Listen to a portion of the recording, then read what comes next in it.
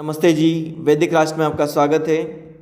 ज़िंदगी में सफल होने के लिए क्या ज़रूरी होता है, आइए जानते हैं कि अगर किसी के पास किसी चीज़ में जाने की, ऊंचा उठने की लगन हो, सफलता के लिए प्रयास करने का जिद हो, जुनून हो, जज्बा हो, तो वह क्या कर सकता है।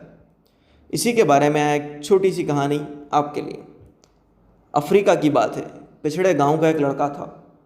अब उसका एक ही काम था, दिन में सुबह होती पहाड़ियों पर जाता, बकरियां चराता, शाम को वापस आ जाता। कुछ दिनों के बाद उसके पिता की मृत्यु हो गई, तो उसके चलते केप टाउन आ गया वो। और केप टाउन मेडिकल यूनिवर्सिटी में उस टाइम निर्माण का कार्य चल रहा था, यूनिवर्सिटी बन रही थी, तो वहाँ मजदूरी करने लगा। जब निर्माण कार्य खत्म हुआ तो फिर माली का काम करने लगा। अब वहाँ 3 साल घास काटने की नौकरी की लड़के ने। यहीं से उसका अध्याय शुरू होता है, जिसने उस लड़के के जीवन की दिशा बदल दी। लड़के का नाम था हैमिल्टन नाकी। 1958 की बात है। वहाँ एक प्रोफेसर थे, रॉबर्ट। प्रोफेसर रॉबर्ट जिराफ पर रिसर्च कर रहे थे, और हैमिल्टन जो है घास काटने के लिए आता था। अब एक दिन जिराफ पर बेहोश करके उन्होंने ऑपरेशन शुरू किया। बड़ी मुश्किल का सामना करना पड़ रहा था। जिराफ के गर्दन हिलाने के कारण उनको बड़ी मुश्किल पेश आ रही थी रॉबर्ट को। वो बार बार ऑपरेशन शुरू करते और जिराफ गर्दन हिला देता, तो उनका काम व्यवस्थित फोकस के साथ हो नहीं पा रहा था। तो रॉबर्ट ने अपने कमरे के बाहर दृष्टि दौड़ाई कि किसी को ढूंढ लेता हूँ जो इस गर्दन को पकड़ ले इसकी, तो मैं अपना काम अच्छे से कर पाऊँ। तो वहाँ घास काटता हुआ एक लड़का नजर आया, हैमिल्टन। उन्होंने आवाज़ मारी, तो रॉबर्ट ने उसकी कटकाठी देखी और अंदर आकर कहा कि चलो ठीक है, तुम एक काम करो, इस जिराफ की गर्दन पकड़ लो। फिर क्या था, 8 घंटे तक ऑपरेशन चला और हैमिल्टन ने जिराफ को सही से पकड़ के रखा। पूरी प्रक्रिया को देखते देखते हैमिल्टन ने अपनी आंख तक ना झपकाई, और उसकी रोज़ की फिर यह ड्यूटी बन गई। देखते देखते ऑपरेशन थिएटर में जानवरों को पकड़ता, साथ ही माली का काम करता। हैमिल्टन की लगन देखकर रॉबर्ट ने उसे अपनी लैब में लैब सहायक बना लिया, क्योंकि वो बहुत कुछ सीख भी चुका था, उनके साथ था लगातार और पूरी लगन से मेहनत से काम करता था, सीखता था। तो उन्होंने अपना असिस्टेंट बना लिया। अब 60 के दशक में डॉक्टर क्रिश्चियन बर्नार्ड ने दिल के प्रत्यारोपण शुरू किए। हैमिल्टन इस काम में भी उनका सहायक बन गया। बर्नार्ड ने उसे टाँके लगाने की जिम्मेदारी दे दी। वह बहुत निपुण हो गया था। इस दौरान उसने इंसानी दिल और शरीर का इतना गहन अध्ययन कर लिया कि वह निपुण हो चुका था। जूनियर डॉक्टरों को भी वह ट्रेनिंग देने लगा था।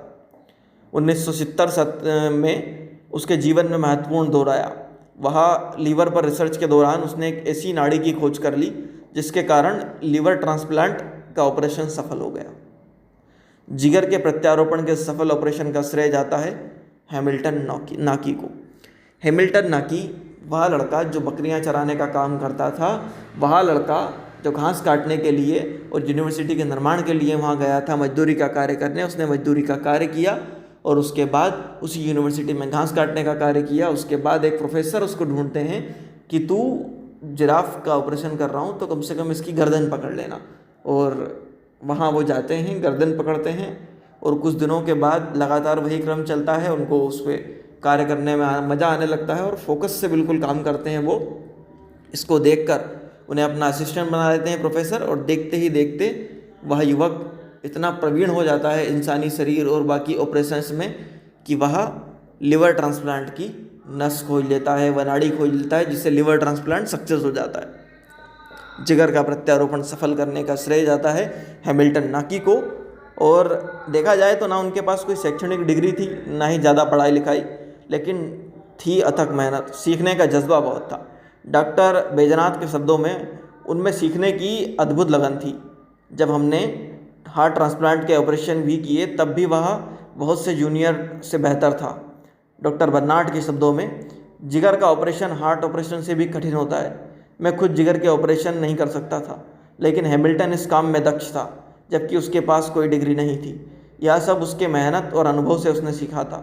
हैमिल्टन सुबह 3 बजे घर से निकलता, 14 मील चलकर 6 बजे ऑपरेशन थिएटर पहुंचता।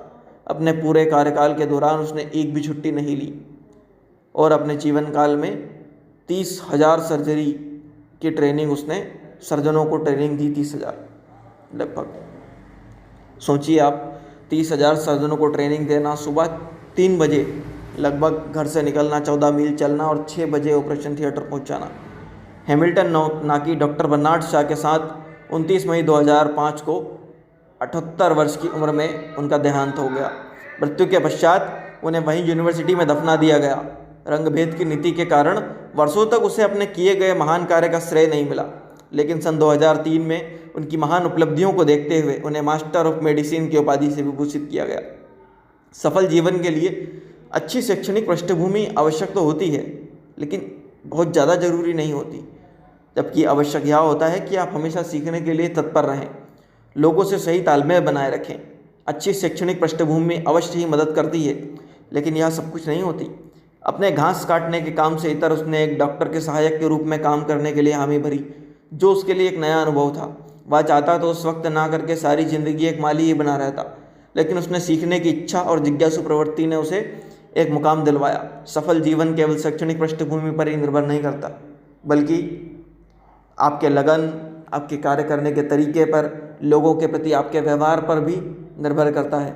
इसीलिए एक बात जीवन में बांध लीजिए, कोई भी फील्ड हो, कोई भी चीज़ हो जिसके बारे में, जो कार्य आप करना चाहते हो, तो कभी ये मत देखिए कि आपसे ज़्यादा शैक्षणिक योग्यता वाले, आपसे ज़्यादा नंबरों में टॉपर्स लोग वहाँ बैठे हुए हैं या कोई चीज़ और आपको रोक रही है। सिर्फ एक चीज़ ध्यान दीजिए कि आपकी लगन कितनी है, आपका जुनून कितना है, आपका जज्बा कितना है, आप लोगों से तालमेल कितना बैठा कर चल सकते हैं, आप सीखने की कितनी इच्छा रखते हैं।